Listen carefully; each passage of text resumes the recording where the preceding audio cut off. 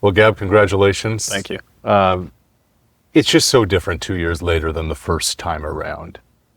How are you feeling different? What has changed the most when you think about the young kid that showed up here in 2023 compared to the seeded player with a bye who opens up on Stadium Court in 2025? The tables have turned for sure. Like you said, 2 years ago I was 22 years old, fresh out of college.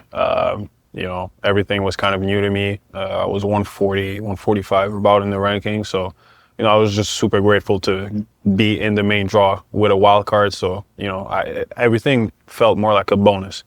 But now, fast forward to 2 years later, I've managed to climb in the rankings. The expectation around me is different. I'm expected to perform well here, not only from a fan perspective, but just from myself. So how do you handle those expectations? I think you learn from experience. There's times where you put a little bit too much, sometimes not enough. So it's about, finding the middle ground. And also, obviously, I'm very fortunate to have an amazing team around me they keep me super grounded and just calling things for what they are and putting a lot of emphasis on the preparation, essentially. I'm watching the match today. You're in command of the first set.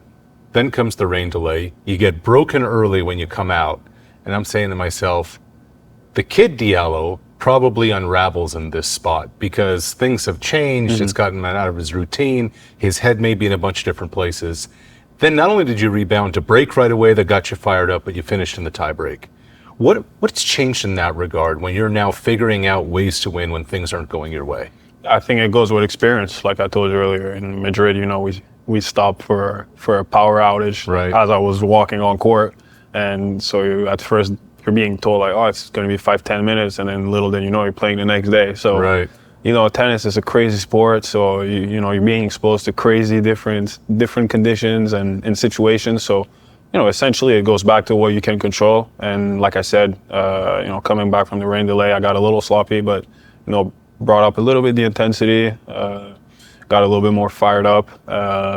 Wasn't playing my best, but I think that the intensity that I brought got me the win today. And the aggressiveness. Right. Like that has become your calling card, hasn't it? Yeah, 100%. With my size, I think it kind of goes without saying that my goal is to be aggressive and take it to my opponent, come to the net as much as I can.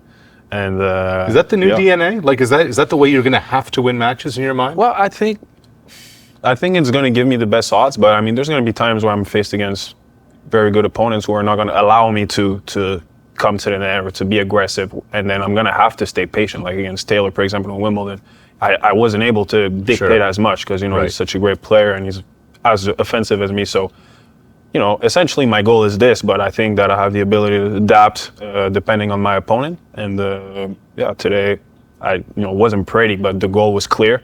And I think that's why I got the job done. So forget rankings for a minute. Right. The number's the number. You've come such a long way in the last couple of years, and there's so much more growth ahead. What are kind of the points of emphasis? What are the priorities now through the end of this season that you really want to focus on, that you want to work on, that you want to improve, that you think is going to benefit you the most? I think that what separates the best players from the rest is their base level, their overall day-to-day level is so much higher than the rest. So I think that the goal for me to make the next step would be to raise that base level, that, like I said, day-to-day level. It's not every day. It's going to be perfect tennis and you're going to feel the ball $1 million. So it goes to back on the practice court, putting a lot of emphasis on small details. But I told you, my coach has so much experience because I'm not going to say how old he is. Yeah, no, I know already. But he's got so much experience. So, I'm so lucky. I just sit there and listen to what he has to say. And then, I just go on court and do more or less what he tells me. And it's been working out really well. I think back to when Milos and Vasek were coming through and when Felix and Dennis were doing their thing, especially the first couple of NBOs. And they talked about just how different it is when you come here as a Canadian.